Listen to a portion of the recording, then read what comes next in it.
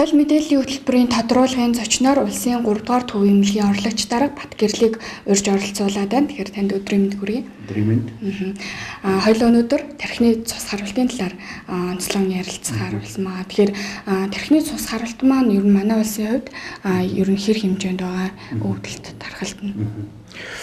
За тархины цус харуулт бол манай Монгол улсын эрүүл мэндийн салбар Монгол улсын нийгмийн бас нэлээд тулгымдсан асуудал болоод байна. За яг одоо нарийн тоо хэлэх юм бол бид бас тархины цус харуултын шалтгаанаар нас орж байгаа хүмүүсийн нас оролтынхаа тоогоор Аз, дэлхийд бас нэлээд өндөр ийм хэмжээтэй орны тоонд тооцогдож явж байгаа. За энэ юутай холбоотой гэхээр мэдээж хүн амдад тохирсон одоо нас оролтын хэмжээ гэсэн үг шүү. Хүн амынхаа тоонд харьцуулсан нас оролтын хэмжээ гэсэн үг. Тэгэхээр энэ үндсэн шалтгаан нь юу байна вэ гэхээр бидний өдөр тутмын амьдралын хэв маягтай холбоотой юм байгаа. Тэр дундаа ялангуяа тархины цус харуултанд хүргэж байгаа суур өвчин. Энэ бол юу гэхээр цусны даралт ихсэх өвчин. За дээр нь чихрийн шижин, таргалалт гэсэн ийм зүйлүүд бол энэ тархины цус харуулт ихсэх өвчнийг бол маш их одоо ихсгэж байгаа ийм шалтгаан байгаа. За нөгөөтэйгөр бидний амьдарч байгаа орчин байна. Ахуй орчин, амьдралын хэв маяг байна. За өөх тостой хоол их хэрглэж байна. Давс маш их хэрглэж байна. За дээр нь хүйтэн сэрүүний улирлын одоо үргэлжлэх хугацаа манай улсын хувьд бол нэлээд урт байдаг. За иймэрхүү шалтгаалж байгаа хүчин зүйл, эрсдэл хүчин зүйлүүд их байгаа учраас тархины цус харуулт ихсэх өвчлөл өндөртэй, нас оролт ихтэй байгаа юм. Тэгэхээр гол төлөв тархины цус харуултаа яаж хүмүүсийн маань насны одоо юу их голцоо залуучууд байна уу эсвэл өндөр наснууд байна уу? Тэгээ харьцангуй манай Монгол улсын хүн ам бол харьцангуй залуу хүн ам. Дундаж наслал бид нар эрэхтэй нэг 67-8-тай, за эмэгтэй бол нэг 71-72 хавцаа байгаа. Тэгэхээр өөрөө дундаж наслалт маань өөрөө богинохон залуу харьцангуй залуу хүн амтай учраас энэ өвчнийг тохиолдож байгаа нас бол харьцангуй залуу байгаад байна. Ер нь бол нэг эд одоо ажиллаж байгаа, хөдөлмөрлөж байгаа 40-50 насны хүмүүс, за хаяа одоо 30 гаруй насны, 20 гаруй насны хүмүүс бас орж ирдэг. За энэ бол тийм элбэг биш ч гэсэн ховор тохиолдож байгаа.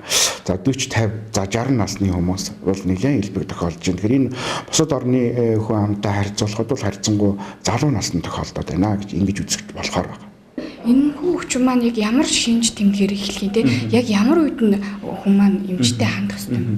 Тэгээ ер нь бол манай энгийн иргэд бол нэгдүгээр цусны даралтаа бол байнга өглөө орой хоёрт нэг удаа хянжах хэрэгтэй. Ялангуяа цусны даралт ихтэй гэж онцлогдсон хүмүүс бол эмчийн заавраар эмээ ууж явах, байнга эм ууж явах хэрэгтэй. Тэгэх юм бол бас энэ өвчнөд хүрэхгүй байх, хүндрэлээр өвдөхгүй байх бас боломжтой. Нэгдүгээр. Хоёрдугаарт мэдээж хэрэг чихрийн шижин байна те. Энэ өвчнүүдийг давхар хянах ёстой. За дээр нь амьдралын хэм маяг гэж хэлээд байгаа бидний аль болохоор цайндаа давс хийхгүй, давс багтаа хоол унд хэрэглэх, өөх тостой хоол унд баг хэрэглэх, хөдөлгөөнтэй байх, тамхи татахгүй байх гэсэн ийм амьдралын буруу дадал хэм маягуудыг засах ёстой. Тэгэх юм бол бид бас энэ өвчнөд хүрэхгүй байх боломжтой гэсэн.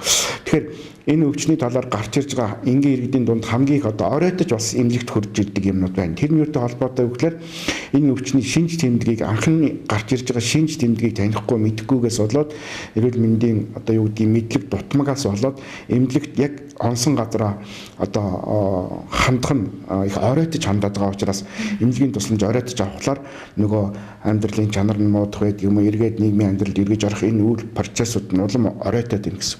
Тэгэхээр яах ёстой гэхээр эхлээд хамгийн эхлээд энэ тархины цусны харуулт болоход бол өвдсөн хүмүүст ямар шинж тэмдэг илэрдэггүй гэхээр аль нэг талын гар хөл сулардаг. Гуйваад ч юм уу тий. Тэгээд нүд ирээлжилдэг ч юм уу, нүд хоёр давхарлаж харагдах юмнууд. Тэгээд ам мөр идэг. Тэгээд нүүрний нэг тал нь мөрийга цааш ажилт өгж ийн гэсэн үг шүү дээ. За тэгээд алхаж чадахгүй болдог ч юм уу. Ийм үндсэн нэг 4-5 шинж тэмдэг байгаа. Тэр энийг мэрэгжлийн эмчнэр хэлж байгаа. Бид бас олон нийтийн мэдээллийн сүлжээгээр ашиглаад энгийн иргэд хамгийн эхлээд ийм шинж тэмдэг, толгой хүчтэй өвдөгч байдаг ч юм уу те. Ийм шинж тэмдэг илэрх юм бол шууд 103 дуудах хэрэгтэй. Тэгээ шууд 103 дуудах юм бол шууд 103-аар онцлогдоод шаардлагатай хамгийн ойрхон эмнэлэгтээ хүргэж ирэх ёстой.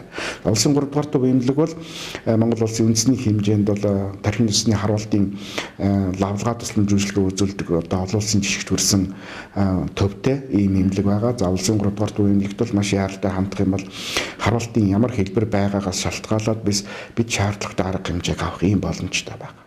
Тэгэхээр яг энэ тархины цус харуултан дээр одоо танай эмнэлгээс болон одоо Монгол улсын зүгээс ямар бодлого шийдвэрийг хэрэгжүүлж одоо өвчтнийг бууруулахын төлөө. За тий сая би дурдсан улсын 3 дугаар төв эмнэлэг бол Монгол улсын хэмжээнд үндэсний хэмжээнд одоо цорын ганц тархины цусны харуултын одоо цогц үйлчилгээ үзүүлдэг ийм лавлгаа эмнэлэг байгаа. За энэ эмнэлэгт бол 2013 онд Америк нэгдсэн улсын мянганы сорилын сан Дэлхийн эрүүл мэндийн байгууллагын санхүүжилт тусламжтайгаар олон улсын жишгт хүрсэн харуултын төв гэдэг ийм төв нэгдсэн цочмог харуултуудыг хүлээж авдаг. За энэ нэмлэгт бол энэ харуултын төв нэгдснээс хойш одоо Монгол улсын орон нутгийн өнцөг болон бүрээс Улаанбаатар хотын 9 дүүргээс цочмог харуулттай бүхэл өвчтнүүд хүргэгдэж ирж байна. Сүүлийн 5 жилд энэ төсөл хэрэгжээд энэ 2018 онд 5 дахь жилээ болж байгаа. Тэгэхээр эрүүл мэндийн яам бол бас энэ харуултын тусламж үйлчилгээг бол бодлогоор дэмжиж өгч байгаа. За бид бас энэ бодлогыг хэрэгжүүлэх тал дээр маш их хүчин чармаалт гаргаж ажиллаж байгаа. Үндэсний хэмжээний лавлгаатай учраас орон нутгийн бүх эрүүл мэндийн байгууллагуудыг мэдлэг ур чадвар арга зүйгээр тусламж үйлчилгээний арга зүйгээр хангаж гэн хүмүүсийг нь сургаж гэн. За тэндээс зөвлөгөө авах гад явуулж байгаа эрүүлж байгаа бүх одоо алсын зайн онцлогоонуудыг хүлээж авч хариу өгч гэн. Яаралтай тусламжаар яаралтай байдлаар очиж газар дээр нь очиж мис засал хийж гэн. Газар дээр нь очиж тусламж үйлчилгээ үзүүлж гэн. Бүх төрлийн одоо сэргээн зах харуултын дараах сэргээн зах тусламж үйлчилгээнүүдийг хийж гэн гэсэн ийм бодлогын чанартай юмнуудыг бол бид эрүүл мэндийн яамны дэмжлэг тусалцаатайгаар хийж байгаа. За одоо бид 2018 оны энэ 12 сард энэ төсөл хэрэгжиж дууссаны 5 жилийн үйл ажиллагааг тайлан хэлэлцүүлэг зохион байгуулахаар үндэсний хэмжээнд бэлтгэл ажил хангаад явж байна. За энэ тайлбар хэлэлцүүлгийн үеэр бол энэ төслийг Монгол улсад хэрэгжүүлсэн Америк нэгдсэн улсын мянганы сорилын сангийн холбогдох хүмүүс, за дэлхийн эрүүл мэндийн байгууллагын суурин төлөөлөгч, за эрүүл мэндийн сайд, за тэгээд бусад эрүүл мэндийн холбогдох эмнэлгийн тусламжийн хүмүүсийг урьж оролцуулж өнөөдөр энэ 5 жилийн хугацаанд олсон ололт амжилт ямар байна? Бидэнд одоо тулгамдаад байгаа юмнууд юу байна? Энийг цаашид ганцхан улсын 3 дугаар төв эмнэлэг дээр биш, цаашид үндэсний хэмжээнд орон нутагт эсвэл одоо Улаанбаатар хотын хэд хэдэн газар ийм төв байгуулахад бид одоо мэргэжил арга зүйгээр яаж туслах вэ? Ямар үүрэг хүлээх вэ гэдэг ийм зүйлүүдийг ярилцъя гэсэн ийм чиглэлтэй байгаа.